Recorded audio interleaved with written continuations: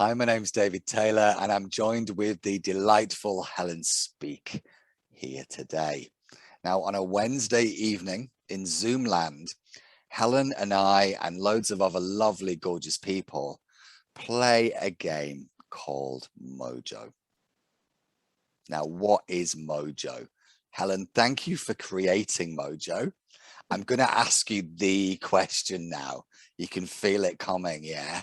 So Helen Speak, creator of Mojo, thank you for creating Mojo. It's a massive contribution to my life and the lives of many others. However, what is Mojo? Oh, thanks, David. You know this is the worst question to ask me. I've created this game about a decade ago, and I've been playing pretty much at least once a week and sometimes many more times a week for all that time. And still the question, what is Mojo, stumps me. So what's the best answer I can come up with today? It's a game. It's called a game. But it is so much more than that. So I like to think of it as like the best conversations that I have. I've been talking to a guy in Australia this morning and trying to explain it to him, and he doesn't know anything about it. And I managed to ramble on for quite a long time, of course, as I do. And I think the thing that seems to snag people actually is my passion about it. I'm not sure it really matters what I say. I think the passion with which I say it is what people always is what they always say back to me is, "Oh, you're really passionate about it," and I am. I'm somebody that gets bored with things quite easily, and so to play this, what is in essence a simple game of questions, I have never been bored. The different, even when the same people come, but when different people come, people bring something different every time, and it's just a delight to listen to what they have to say about a particular question. And even in all these years, I still get regularly surprised at how different people interpret the same question, and it blows my mind. Like, I never thought about it like that. So it's incredibly, people use words like profound and powerful.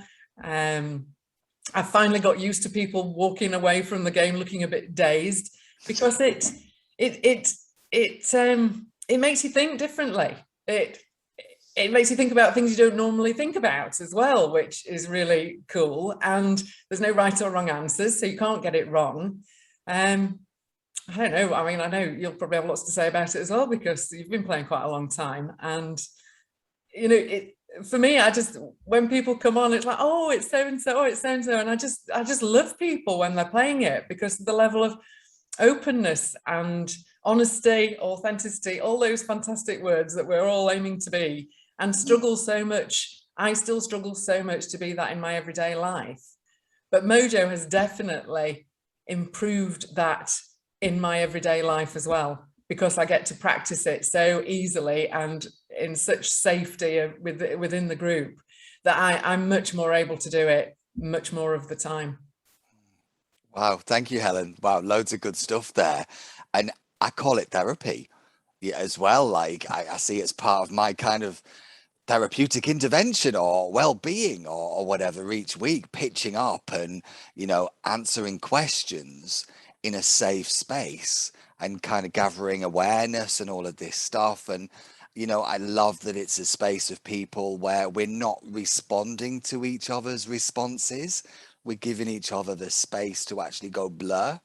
And then you may get the same question come back to you, and you have a deeper awareness and all of that stuff. It's so lovely to have the space to speak, respond, but not have to get it right. We played last night, didn't we? I just giggled at one of the questions. It just brought up all this giggling. I'm like, wow, thank you. How does it get better than that? And again, other questions can bring such awareness and different ways of looking at things.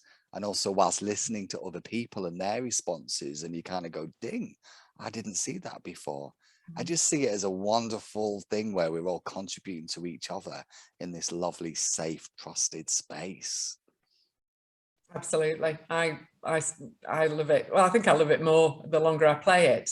I often say it's like a magic game. It seems to know who to ask to speak. It seems to know what the right questions to ask. The questions often change when the energy can get quite heavy. If there's been a quite a demanding question that everybody struggled with a bit, and it can feel a bit heavy, and then it'll the next question will be something really silly, and it just lightens the energy in the game, which is lovely and sets us all off again. So it has this real magic quality to me, and the way the questions can kind of come in left field, that you're talking about one thing and then this like random question comes up, and it kind of throws you off balance for a moment, and then you focus back in, and it shifts it in a different direction. But the number of times at the end of the game you think there was a cohesive kind of theme, even though as you're playing it the questions seem really random. Afterwards, you know, and well, during sometimes you kind of like, oh, there's a theme. It's taken us on some kind of journey, and that's really interesting. It's really interesting, and I just adore the people when they come to play. I never, you know, in ordinary life, I can get really quite irritated with people quite easily, but somehow, because, like you said, you don't have to respond to them in the way we normally do in a conversation. We don't have to take responsibility for what anybody says. We don't have to agree or disagree. All those things are not part of it. You can just sit back and listen and take on what you want. What's like, oh, that's good. I'll keep that. And no, that's I don't want to think like that. And so you dismiss it. So it works on so many levels, and in so many mysterious, magical ways that it never ceases to amaze me. It's fab, isn't it? I loved playing in person recently, you know, because obviously Zoom is brilliant, playing on Zoom is brilliant. And also it was lovely to be in a room of people playing Mojo, mostly for the first time. And to watch people at first kind of go, well, I want to know what this is. I want to work it out. And I want to know what the rules and all of this stuff. And when the game starts, just watching barriers come down and people checking in with themselves and giving themselves and others the space to really reflect and communicate was a beautiful thing, a really beautiful thing. And like you said, the magic of Mojo takes over. You know, we all have a counter, don't we, in the bag, and we each pick a counter. And I really enjoyed it when somebody picked their own counter. It's like, I've picked me, you know, and all of those lovely moments. Where do you see Mojo growing, Helen? Where would you like to see Mojo in 5 years' time on planet Earth? Well, everywhere, I suppose. Everywhere. I'd like to see it everywhere. I do see it as something that eventually will become obsolete. In my perfect world, this game will be being played regularly with children. I think if children could learn to communicate using this example of how to do it, and they could bring it, as I do, bring it more into my everyday life, that they would be more empathic, they would be better speakers, they would be better listeners. It would make them more courageous, more creative. They'd allow their creative thoughts to come out and be out in the world, rather than being scared that they'll be ridiculed or criticized or told that they're wrong. If there was a whole generation of kids that had access to this, eventually, once that was, they would then communicate with their children, and it would become obsolete. It wouldn't be necessary anymore. So I don't really expect that to happen in the next 5 years. It would be fantastic if it did. Don't really expect it to happen. That would be my goal. Personally, I want it to be all over the world so that I can travel all over the world and have the great tool to get to know people on a really deep level all over the world. You know, the idea of me, say I was talking to this Australian guy, the idea of me being able to go over to Australia and play with people, I'll have the best friends all over the world. Because when you play Mojo with people, they're your friends in an hour. Yes. Just like that. You connect with them on a deeper level than you ever do when you meet people at a party or wherever. Yes. And so they are friends. And I see people who maybe haven't played for a long time, and if I bump into them, I just like want to give them a big hug and like, oh, nice to see you. they're friends forever.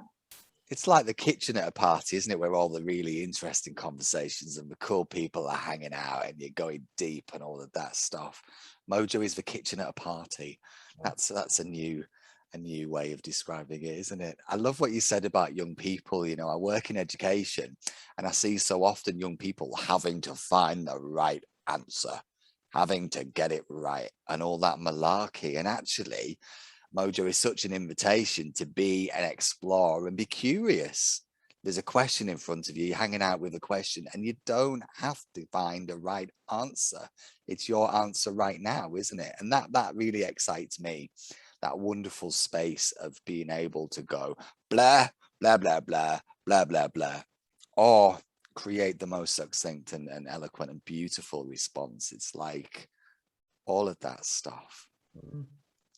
Yeah, I think we spend an awful long time talking in our heads. And for me, when I'm talking in my head, I rarely come to a conclusion. It just kind of whirs around without actually getting to the end. Yes. And somehow when I verbalize it in Mojo, because there are other people listening, it makes me want to be coherent and get to the end of it. And that means I get to hear it. And I always say I play Mojo for me. If anybody else gets a benefit, then, you know, great.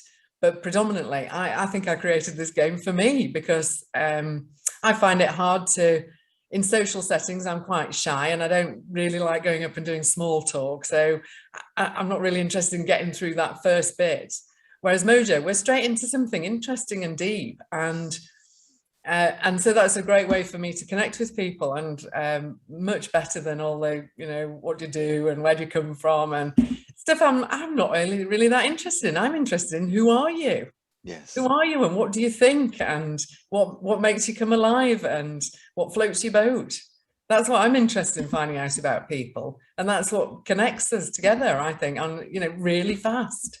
And it could connect. Mojo could connect any team of people, any group of people, couldn't it? You know, it could, you know, contribute to a deeper connection in the office, in any workplace, in any place, any team of people. I really see that, the chance to dig deep and share together. And the joy of that, the beauty of that for me is that you could have the cleaner, who I think is a vitally important person, and the CEO, who, you know, maybe doesn't always listen to everybody else so much. Yes. And everybody in between, all playing in the same game on an equal footing and getting the same validation, the same respect and listening to. And I think companies, particularly if they take it on board, they will gain so much from the people that they probably haven't thought had as much to offer. You know, they get written off, the young people, you know, the new starters. I mean, they're vitally important to new businesses because you get fresh eyes, you get fresh perspective. And so often that seems to be overlooked. And everybody would get to say their bit in a way that is easy for the others to hear as well. That's the good thing. Having been a manager, you don't always want to hear what people have to say because it might make you, you know, you have to respond to it, you have to do something. But in Mojo, you can just listen. And if it's a good idea, you can take it away and run with it afterwards. And if it's not a good idea, you just ignore it. You don't have to do anything with it. But at least it gives the people opportunity to voice it. Yes. And there's a good chance there'll be some good, you know, there'll be some gems in there. And they're worth looking out for. Open, lovely communication to create a greater world. Yeah, respectful, equal, caring, personal responsibility. All those things that we all know. We know all this, and it is so hard to practice. It's incredibly hard to practice, and I feel that Mojo makes it easier. It's still, you know, it's still a challenge. That's what makes it fun, because it's always a challenge, but it makes it possible. It makes it easier. And it makes it fun a lot of the time. We have a lot of laughs. Yes. Thank you for creating Mojo, Helen Speak. I say this every time we meet and really mean it. Much gratitude. And you out there in the world, if you're interested in what we've been talking about and you're like, Mojo, I wonder, There are classes online and classes in person to join. And we look forward to seeing you soon. Thanks, David. Thanks, Helen. It's been lovely to see you. Bye-bye for now. Soon. Bye.